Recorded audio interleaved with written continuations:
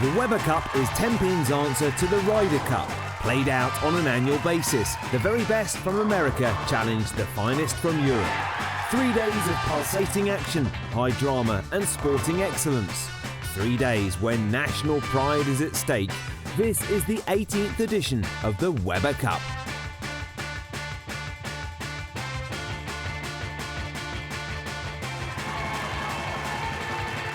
For 17 years, the fate of the Weber Cup has been fought over. There's been no shortage of stories to tell, as some of the greatest names in the sport have battled it out, watched by an ever-growing audience. In the first 3 years, USA dominated. They looked unstoppable as they clocked up win after win. However, from 2003, Europe took control, winning their first title, and they went on to claim 3 Weber Cup victories. One of the closest tournaments was in 2006, when USA claimed back the title, winning 18-17, and the trend of 3 consecutive wins continued as Team USA went on to win in 2007 and 2008.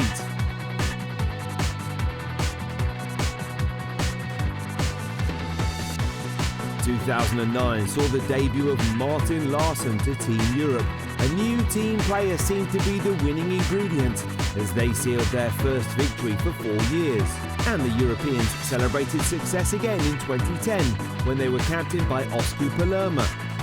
2011 saw a comeback for USA, and in 2012 they also went on to smash Europe by an impressive 17-7 scoreline to defend their title. In 2013, Europe had a point to prove after their thrashing the previous year, and despite 2 perfect games from the Americans, Europe won back the trophy with a 17-14 victory. In the following year, the tournament went all the way. In a dramatic conclusion, Europe took the win 17-16, defending their title in front of a jubilant Barnsley crowd. The drama of 2014 was difficult to replicate 12 months later. Not that Europe cared. They made it 3 in a row, and a year later they added a 4th title. History really does beckon in the 18th edition of the Weber Cup. The pattern is clear for all to see. Periods of American domination followed by the Europeans. It's only stretched to 3 years at any one time. The Americans dominated the first 3 years. Europe came back in 2003. Team USA next. Things tightened up with Europe stringing together 2 wins, followed by a couple from the Americans. But for Team USA, the worrying trend started in 2013. 4 years of European domination. The question is, can Europe make it 5? The lineup is formidable. I think it's going to be, a great Weber Cup. I think we've got a lot of experience. This lane's very hard to bowl on the very first time, and we know that firsthand. So hopefully they find that out too. It's always great to win the Weber Cup because, the whole of Europe's pulling for us, and, being able to spend the entire year laughing at the Americans on the tour is the best thing.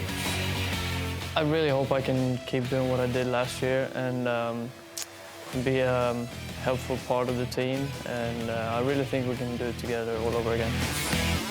When you leave the Weber Cup the year before, you already start looking forward to the next year if it's happening, if you get picked, if you get a chance to do it again. So it's one of those things like the kids looking forward to Christmas, we're looking forward to the Weber Cup. Look, Team Europe has won a couple of times in a row now. I think they lead 9-8 overall. The American team won quite a bit there when it first started as well. So it goes in runs, and it's time for the U.S. to have their own run. I feel like we're going to be very strong, and we can all work well together. So we'll see what happens, and hopefully we can be victorious and bring the cup home. After the end of last year, we're obviously really disappointed about how things went. And with this new team, I feel like we have a lot more fire, more need to win than last year. And I think we have the guys that are able to do it. It's going to feel really great, to not only win it for us, but for the United States. It's been a while, but I like our chances this year. We're gonna bring it home. The magic number here at the Weber Cup is 19. It's the first team to reach that target that claims the trophy. 1 point per match, with the matches consisting of singles, doubles and a baker, a team match involving all 8 players. As for the scoring, it's been simplified. The matches are played over 10 frames, there's no extra shot in the 10th. A strike is worth 30, and of course the magical score still remains the 300 game. The order of play for the opening session sees the Baker match as the opening encounter. All 8 players involved in that match, which is coming up next. Then there are a series of singles matches, finishing with the captain's pick. Each team captain picks the opponent, usually based on the form shown earlier in the session. So the opening match of the Weber Cup is the Baker, a chance to see all 8 players involved in this year's tournament and a chance for the teams to assess their overall form.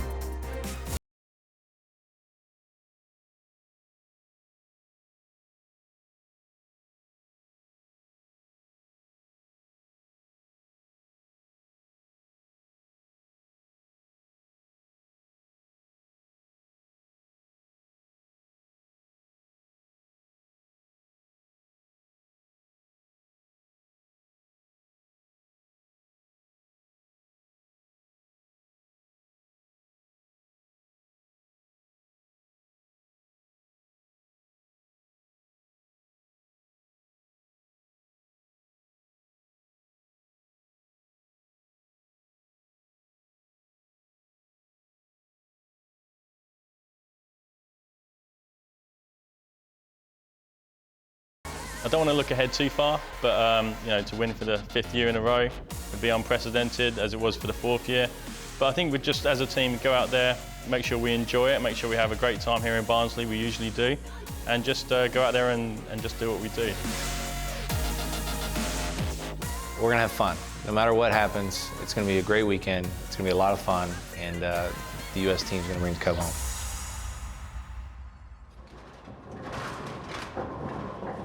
Time then to join our commentary team of Cass Edwards and Nick Halling. Here we go again then. Europe, the reigning champions, against the United States. And, as you've heard, Guy Kaminsky and Tony earlier just saying there's a real sense of determination about these Americans, and there's a ruthlessness about the Americans as well. You come back from the Weber Cup as a defeated bowler, there is a very good chance you don't get selected again, and that's exactly what's happened here. 2 new faces. A lot of young guys have come in, as you heard Sean Rash talking about that. They're all in their mid-20s, these other young American pups. Marshall Kent here being one of them. The players just going through their warm-ups now, and a lot of knowledgeable people around this lane in Barnsley, and there's still tickets available if you do want to pop along for the weekend. Please come and join us if you can. A lot of very knowledgeable people here, including my colleague Cass Edwards, are saying the Americans are overdue and this is going to be their year. Well, let's sit on the fence just a little bit, Nick, but it's going to be very interesting. It's probably the strongest USA side that we've seen in a good few years. They've brought in E.J. Tackett, reigning world champion, Tournament of Champions winner, Player of the Year, and Sean Rash, the eldest one of the team at 35 years of age. The other 3 are all in their early 20s. Here is Sean Rash from Montgomery, Illinois. Definitely the veteran here. Very capable, very experienced as well. 12 career titles on the tour in the United States. Very striking uniforms. I hope these guys aren't fancying a night out in Barnsley while they're here, because they better change if they want to go out. I think they've certainly won the fashion contests already. No, they've lost it, believe me, they've lost it. Now here's a man who'll be hoping not to be bowling like that for real, Martin Larsson. They call him Lucky Larsson, a man who in 5 previous attempts has never been on a losing side in the Weber Cup. Which is why he carries the nickname Lucky. He's certainly lucky for Team Europe. 5 straight wins he's had with the European side, and as you say, Nick, looking for number 6 this year. Very quiet, very composed, very authoritative. Now here's another one of these new Americans that we're looking forward to seeing. E.J. Tackett from Huntington, Indiana. And as you said earlier, Cass, boy, is this the man in form right now. All these bowlers, by the way, they're used to playing on TV. They'll understand all this, they get this. What these Americans are not necessarily used to is this format where you've got effectively an arena, all the fans sitting along the side of the lane. They'll play on a more conventional bowling centre format as we look at Jesper Svensson, the two-handed bowler. Primarily bowls with his left hand, but he'll bring the second hand into play as will Kyle Troup, the very distinctive American coming in now. Sometimes that can unsettle. We've seen this in the past. Players that bowl on this sort of lane for the first time with fans all down the side of the lane, it does distract and unsettle players occasionally. Yes, you're quite right, Nick, but these guys are so experienced. They're the top professionals in the world, and I'm sure they won't let the fact that the audience is quite close to them really put them off. Well, they definitely want it, the Americans. And they've had to wait a long time for it. Dominic Barrett here, the Colchester man, will be hoping to make them wait a little bit longer. He's had a very successful Weber Cup career as Dom. More wins than losses, but he knows both sides of that particular coin.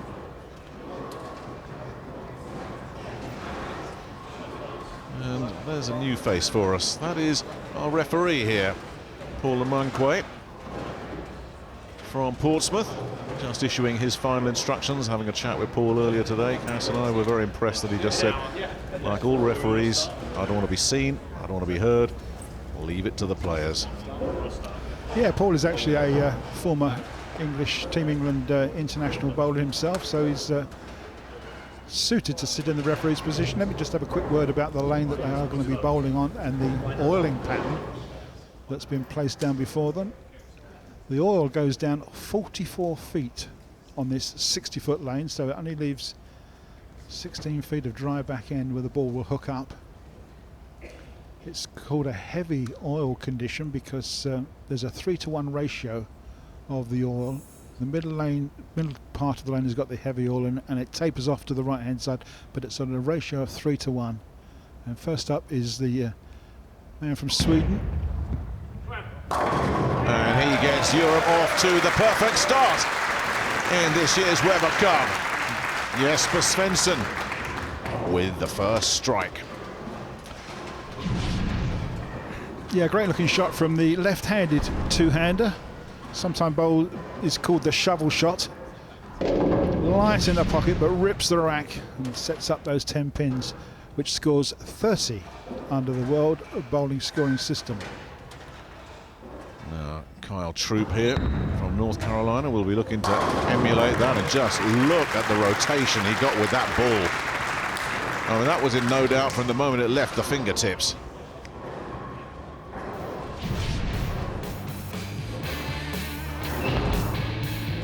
A tight opening frame. More to come after the break in the 18th edition of the Weber Cup.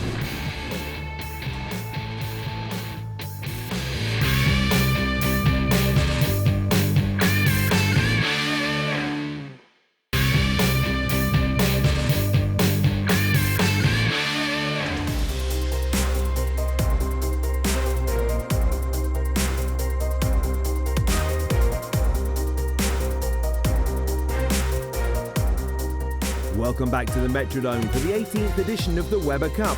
Here's the opening match, which is traditionally played in a Baker format, involving all 8 players. All level after the opening frame. This is now the second. Commentary from Cass Edwards and Nick Halling. So here's Dom Barrett. He too finds the pocket. He too with a perfect strike. Well, that's 3 out of 3.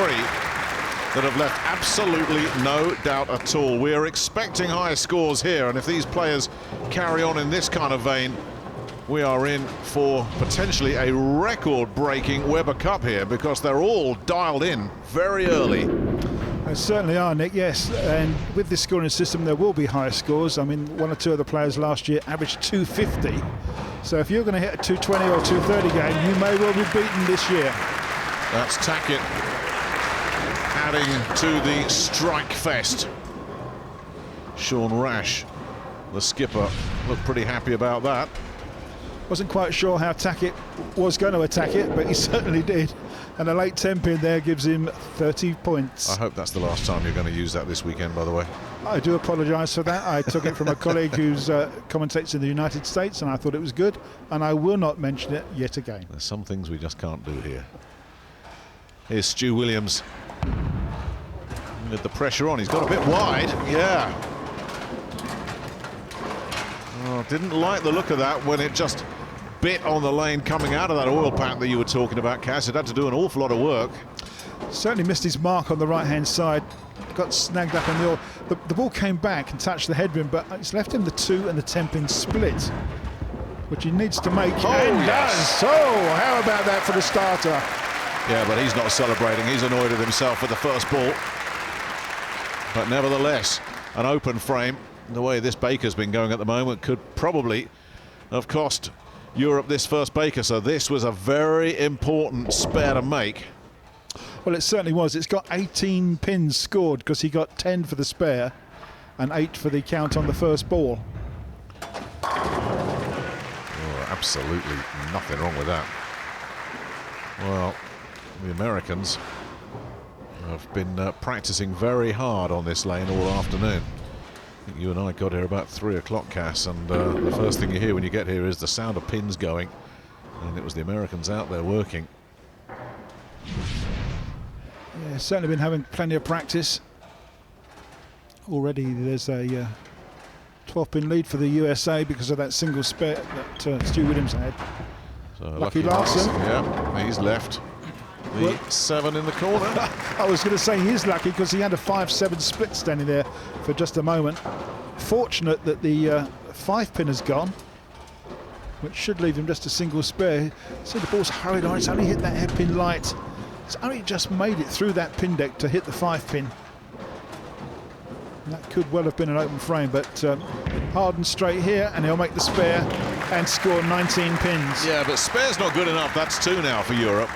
The Americans perfect thus far.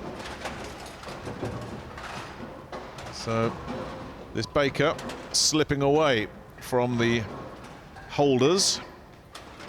It's up to the Americans to keep their foot down here.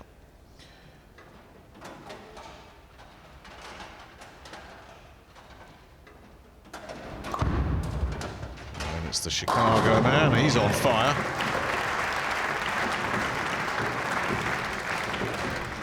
Yeah, 2016 Player of the Year is Marshall Kent. Actually ranked #1, believe it or not, on the World Bowling Tour. 4 PBA titles, and that is just a great looking shot, and it keeps Team USA absolutely perfect. Yeah, and the pressure continues to grow on the Europeans. As the only man that's working the left side of the lane, so he gets that oil pattern all to himself. And he too has left the 7, and I think that is probably it for the frame, for the point here. It's a marathon tournament, Nick, made up of lots and lots of little sprints, which are the single games. So there's a long way to go, but it's always nice to get the first point, which being a Baker, on the board. And unfortunately, Jesper there could not get a pin to bounce across, take that 7-pin out. Well, he should do that. Oh no, oh, he's only just hung on there. I thought that was going to drift off into the gutter. No, he's got away with that, but it's another spare that really just opens up a huge gulf between the two teams now. And the way the Americans are bowling, each guy that's stepping up is knowing that everybody else has just been striking. They're not going to want to be the guy that misses out.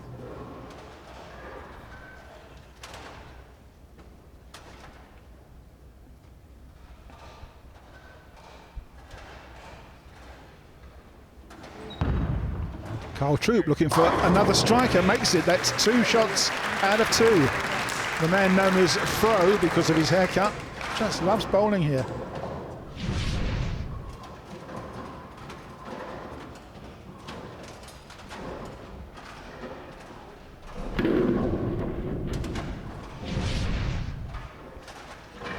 So I think we can put this one in the record books. What a different start this is. Remember, a year ago, it was the Europeans winning this opening session 6-1. Well, and there's another 10 that's just sitting there. There was a pin kind of rolling over in that general direction. Yeah, unfortunately the 10 pin stood up, so that's 4 spares in a row for Team Europe. And as you say, Nick, this is pretty much done and dusted by the 6th frame, unless the wheel comes off for Team USA, but at the moment they're perfect. Yeah, that looks pretty unlikely. I mean, we're talking about a 45 pin lead here. Well, it's just the way it goes on this, what they call complete frame World Bowling scoring system. And if you look closely, you can see on some of these bowling balls the amount of oil that's already being picked up as the ball goes down the lane. And you can see E.J. Tackett's bowling ball with a great thick rim of oil around it. It's certainly not stopping the strikes. This is a well-oiled American machine right now. They're certainly loving this 44 feet of oil lane pattern. And they're all aiming at that down lane marker, which is at about 40 feet on the 10th board. Stewart, who got the spare fest started for the Europeans. He's had plenty of company since then, of course, but he gets a strike. He's the man that's had the furthest journey. He's based in Glendale, Arizona, just outside Phoenix these days, Stuart. Yes, originally from Ellesmere Port near Manchester, but now he's married to an American girl and living in just outside Phoenix. Yeah, just a little bit wide, and the 300 Baker game has gone. Yeah, I was thinking for a minute there we may well have one. Yeah. Early doors. By the way they were bowling. And it's the captain that's missed out first. He'll hear about it from the youngsters. It's a bit like Donald Duck and his nephews, this group at the moment.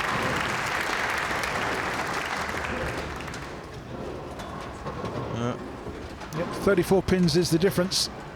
And there's only 3 frames to go. Well, I guess a strike here for the Europeans, and it has to be a strike and nothing else. If the Americans do get a spare, or heaven forbid an open frame, that's going to change things quickly. So Larson has certainly been around long enough to know that things can change in a hurry, but he's got to have a strike. That'll do it. That puts a little bit of pressure now on the Americans for the first time. Yeah, 4 pins difference, but the Americans do have 1 frame to bowl to catch up. But you're quite right, Nick, it's an open frame which will score you 8-9 pins only against a strike which will score 30. Games can turn around rather quickly. Very quickly. And here is a man who doesn't want to be on the receiving end of that, and he just... something happened off to his left there. We do have a big crowd, but I didn't see or hear anybody noticeably doing anything. It's a very respectful crowd as well. We don't have any attempts to put players off, but something bothered him there. It's normally a mobile phone or something, but I wasn't quite sure whether it was or it wasn't. No, well, let's just see if that puts him off his stride. Strike on his first ball. No problem at all. Strike on his second ball, another 30 pins. Well, that's what you do when you've been distracted. You just settle yourself down and don't bowl till you're ready. Marshall Kent made sure he was ready. Well, what these guys are showing is exactly what the top professionals need with bowling and achieve. It's accuracy and repeatability. Once they've got that line to the pocket and they're settled on their A game, they can certainly strike for long periods of time and rack up the scores. The lefty does his bit. Yeah, great looking camera angled shot there from Jesper Svensson's ball. Playing out on the left-hand side of the lane on his own. He's the only left-hander in the tournament. Just a little bit late on that 7-pin, but it has gone.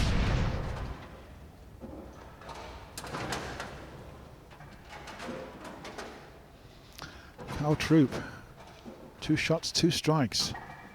Can he sew the game up here with another one? 3 yes, for 3. Can. Look at that. Again, just look at the revolutions on that ball. combined with the power as well he gets from that two-handed delivery and release. And that is that. No questions about it. Clean as a whistle, wasn't it?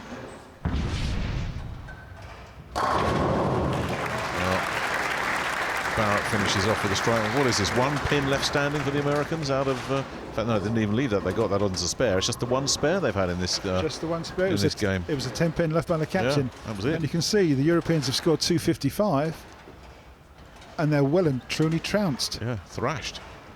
You don't normally lose games on 255, but it's opening Baker game. And now the crowd's getting involved because they know America have won. This crowd has been treated to a real power play from these Americans here. That really was impressive. 289. There was only one pin left after of the first ball of every frame. That was dispatched as well. That's as near perfect as it gets. 255, not shabby from the Europeans. A competitive opening encounter that sees Team USA take first blood.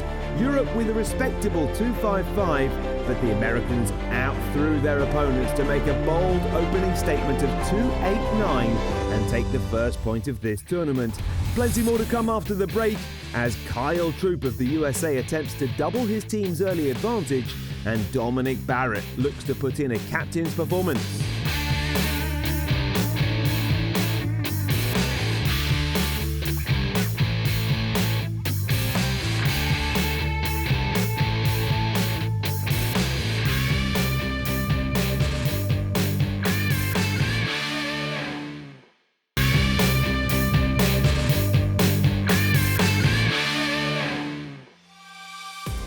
It's been the perfect start for the Americans in this year's Weber Cup. They put in an impressive score of 289 in the opening match to claim the first point. In previous years, the Americans have made a slow start, but a new-look team has come out firing on all cylinders and claimed the first point. It's singles matches from here on, with the last of the session being the captain's pick. Sean Rash and Dominic Barrett choose the man to play from the opposition ranks. Sean Rash of Team USA is the man leading the way at the moment. He's been talking to Hannah Wilkes. Well, Sean, an almost perfect start for Team USA there. You must be thrilled with that opening performance. Well, thanks for reminding me that I missed. My teammates did a good job of that too, but we wanted to get off to a good start. We did. We want to keep the momentum going. We're hungry. We're having fun. We're loose. So, you know, it's just 1 point. It was 18 more to go, but a lot of matches left tonight, and we're just going to keep the loose feeling and having some fun and see what happens. Kyle Troup played phenomenally in that game. Are you confident he'll keep that going into his match that's up next? Well, I'm hoping so. Kyle's our energetic guy, and the guy that's just flamboyant and just wants to have fun. And I was told he was a crowd favorite, so I'm hoping that the crowd that's here right now is going to want to jump on our side tonight and enjoy what he's going to put on the show. And whoever he bowls is going to be a great match, and we'll see what happens. Thanks very much. Thank you. Got one. Got one. Time then to meet the players for our second match of the session, Kyle Troup and Dominic Barrett. So my 10th appearance this year, I'm very proud of that, and it's been a great team to be a part of for such a long time. I'm really looking forward to getting back out on the lanes this year. I had a really good time last year. The atmosphere, the environment, it was really something that I feel comfortable being in, and I'm really excited to put the pounding on Europe this year, so looking forward to it. Yeah, their team's pretty strong, I'd say. They have a lot of different personalities, which is, I think, one of the things that we have as well. We have a lot of different personalities between Jesper, Martin, Stu, and myself. So I think, there's two very strong teams. We're definitely going to have to bring our A game this year. They have just as much talent as we do on the team, and we know their team chemistry, BFFs. So, we've got to bring our A games and our team chemistry as well. Commentary for this match comes from Cass Edwards and Nick Halling. So it comes down to singles competition now. We will have doubles later on in the weekend, but right now it's the skipper who's put himself first in the firing line up against the unmistakable Kyle Troup, one of 2 returners from last year's beaten American team, and the only man, incidentally, out of the 8 that are here, as Barrett just prepares himself, he's the only man that's not in the current world ranked top 10, and the reason for that is he tends not to travel outside the United States very much. Makes an exception for the Weber Cup, but certainly in terms of ability, you are looking at a top 10 player, more like a top 5 player, and when he's on his game, as he looks to be this evening, he can be unplayable. Certainly taken advantage of the lane condition, which he seems to like. It's the long 44-foot pattern, but it gets great rotation on that bowling ball, right back into the 1-3 pocket, carries 10. He got 3 strikes in the Baker game, and he started with another one now, so he's perfect so far. Well, this is where you just need to keep a cool head, because they're under pressure early here, and that is the worst possible start you could have. So yeah, this is not a good start at all. Ball certainly snapped up at the back end there, Nick, and it's left on with the 4 and the 10 pin, which is a split. Could well be an open. Let's have a look here. It's a little bit wide and it's finished so hard. Could be an open frame, unfortunately, and it is, and that's worth 8 pins only. And you can see what he was trying to do there. He had to just do a very fine chip of that 4 pin to knock it over to take out the 10.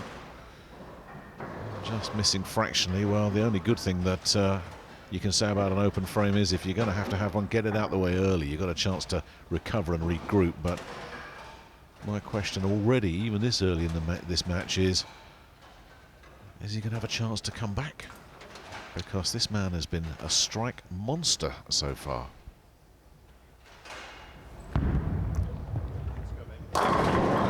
Oh dear, look at that. Well, he gets so much pin action. There we go. He's happy. There's so much rotation on that ball, creates so much pin action. He's super happy. Crikey, yes, he got the head pin to bounce right across the lane, right through the pin deck and carry out that 10 pin. There it goes, that's the messenger. And another 30 pins. And there's the Afro combs. Oh no, it's actually the Stars and Stripes. I didn't think he had those this year. Well, Barrett's back online, as he needs to be. Just got to sit and tuck in behind Troup at the moment. Not allow this gap to grow any wider. Just wait for Troup to either make a mistake or get a bit of bad luck. And luck does play a part in this game. Good looking shot from Dom there. Just a fraction late on the 10 pin, but it went. So he scores 30. Chance for Carl to improve and extend his lead. The man puts 2 fingers in the ball but no thumb. A two-handed man with lots of rotation. Now, crikey. This time there was no messenger. That's right, yeah. Just a little bit of deflection off that head pin. So it was a fraction light which sent the 6 pin to the side rather than straight back into the 10. So we call it a flat 10. He didn't like it. No, he didn't like it. He was expecting a strike, but hopefully he's going to make a spare here. Hard and straight. And not in doubt. Takes away the spare and makes 19 pins. Still has the lead here because of the open frame from this man, but Colchester's Don Barrett will be relieved to see that he is human after all. Kyle Troup. Now he needs to keep the pressure on here with another strike.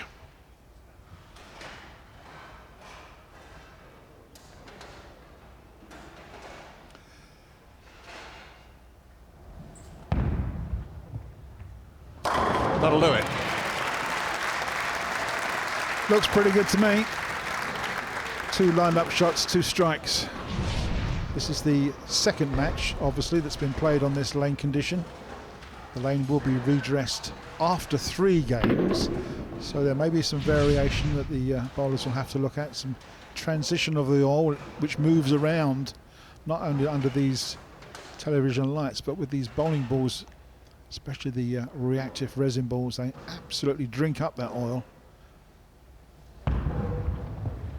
Troup looking to get back to what he does best, and there was no doubt about that. So Troup keeps his slender lead here.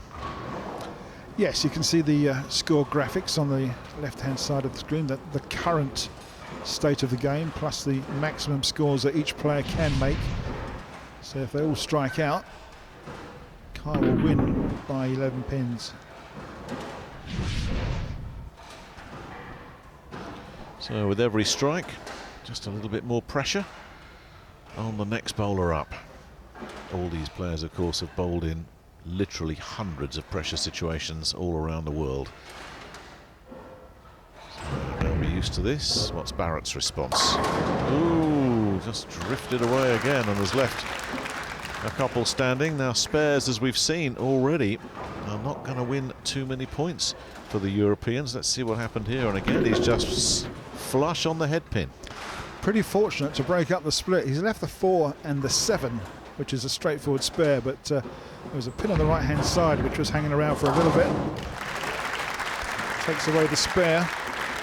That's a couple of times that he's lost his line and failed to hit the pocket. What do you think's going on there, Cass? Well, I mean, that ball slightly overreacted. Now, it may well be that the oil has moved around, and on Dom's track, it's worn a groove that he's hitting, and he's getting too much reaction, but he may just have to make a slight adjustment or possibly pick his speed up. But at the moment, Carl Troup, who averaged 250 a game last year on this lane,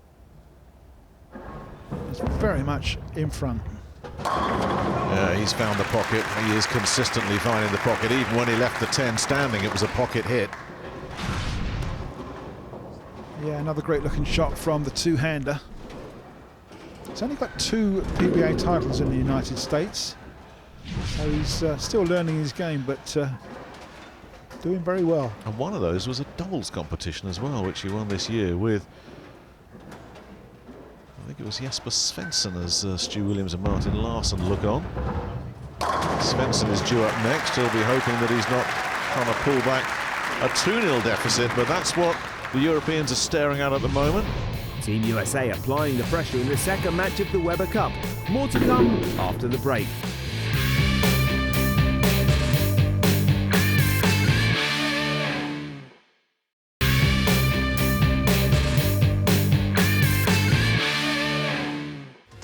Welcome back to the Weber Cup here at the Metrodome. It's the USA versus Europe for the biggest team prize in the sport.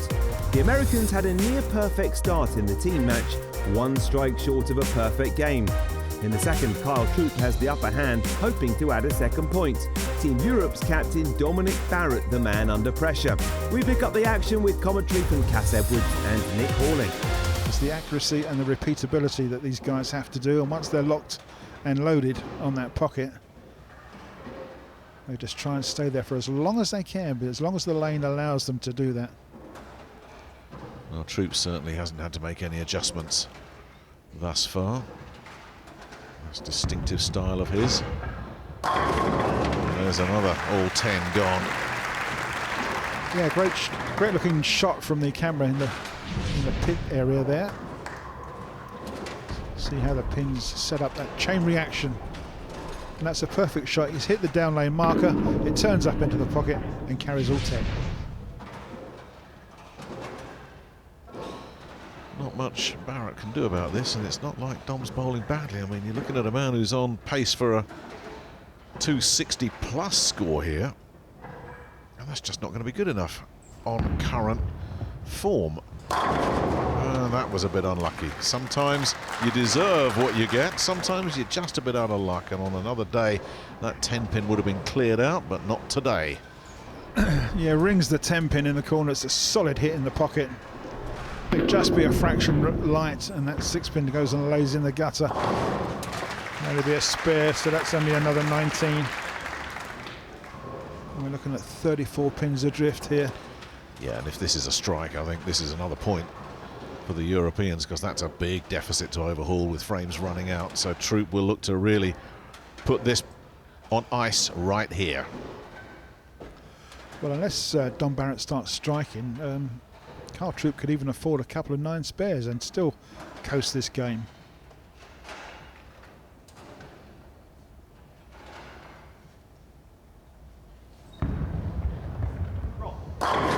Boy, he gets that ball to do so much work. And the net result is pure devastation at the back end. Yeah, keeping the ball nice and straight down the lane. Straighter is greater. great reaction in the back end of the last it's the revs 16 as well. feet. Yeah, there's lots of risk because he's the two-hander, you see. Puts so much rotation on the ball and it hits that pocket and those pins just go, don't they? Pressure's off here for Barrett and it's gone completely now. Yeah, change of line there. Dom moved left. I think he's accepted the fact that this game is over. He may well have changed balls, but he's certainly changed the line. He's moved his feet left on the approach, tried to throw it a little bit wider, get a bit more feedback from the lane, but unfortunately, it's only 7 pins. Well, it was interesting listening to Tony Wright and Guy Kaminsky down on the floor earlier, and they were just saying, well, the Americans have come out meaning business. We certainly won't be looking at a 6-1 scoreline here, which is what we had on the Friday evening last year. Let me beg to differ. We may be seeing a 6-1 scoreline here the way these Americans are bowling, but the other way around. Nick, you're getting too excited too early. Well, let's see.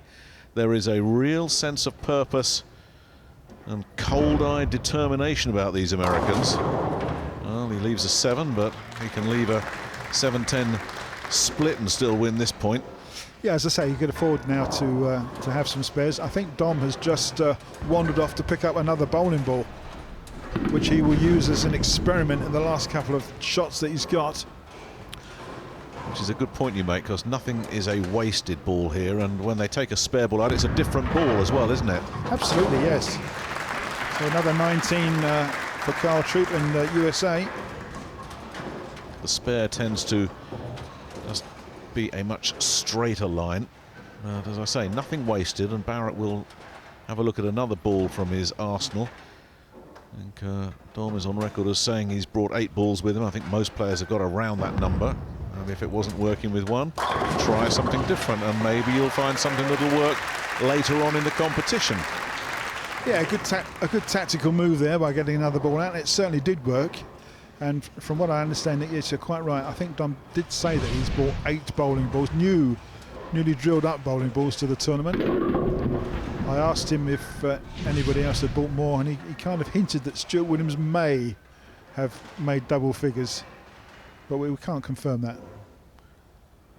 I don't think this man's going to be making a ball change anytime soon.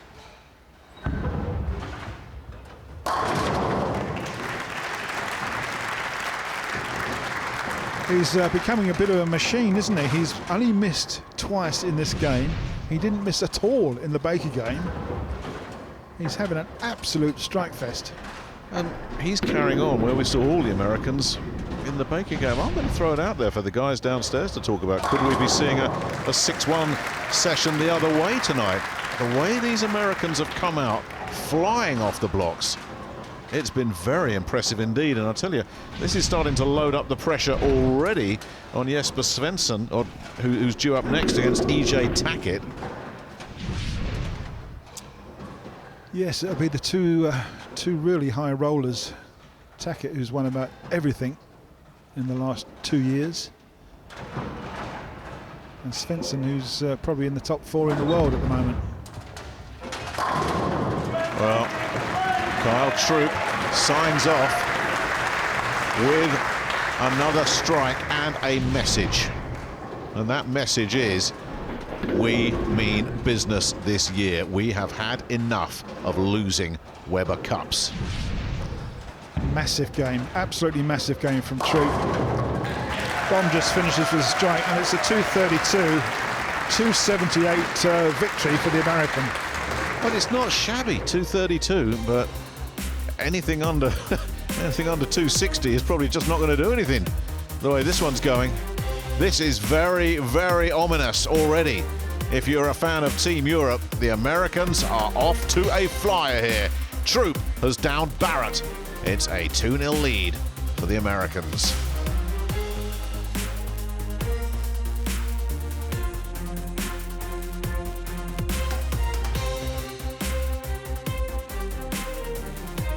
Team USA off to the perfect start. Impressive in the opening Baker match and commanding in the first singles of the session. Kyle Troup adding a second point with a comfortable win over an out-of-sorts Dominic Barrett. Troup in form, and now talking to Hannah Wilkes. Well, Kyle, you said coming into this tournament that you wanted to strike more than you did last year, and you've certainly done that. You are on fire. Like I said, it feels really good to be over here before Saturday this year. I had a rough month in August on the PBA Tour, worked on a few things, and my game feels really confident right now. I have the team behind me. We bring in a lot of fire this year, and we're off to a good start, 2-0, but we're not taking it easy. We're trying to put the pedal down all day long. Of course, the USA finished 6-1 down in this session last year. Are you quite optimistic about being able to do the reverse this time out? Hey, we're taking it one match at a time this year. We're giving it 10 best of our shots, and we're just going to see when it comes out at the end. Thank you very much. Thank you. Next time out, it's the singles debut of American E.J. Tackett, a man with 8 PBA titles and a determination to add the Weber to his roll of honour. He's up against Jesper Svensson, who has yet to lose a Weber Cup match.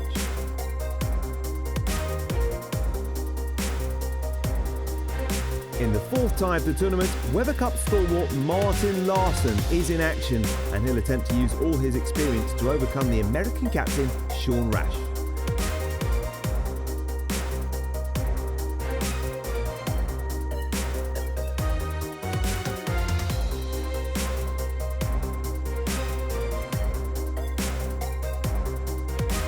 Perfect start for the Americans, but as they are all too well aware, it's a long, hard road to Weber Cup glory. 19 points is the winning line, but Sean Rash's team happy to take the first 2. Plenty more action to come.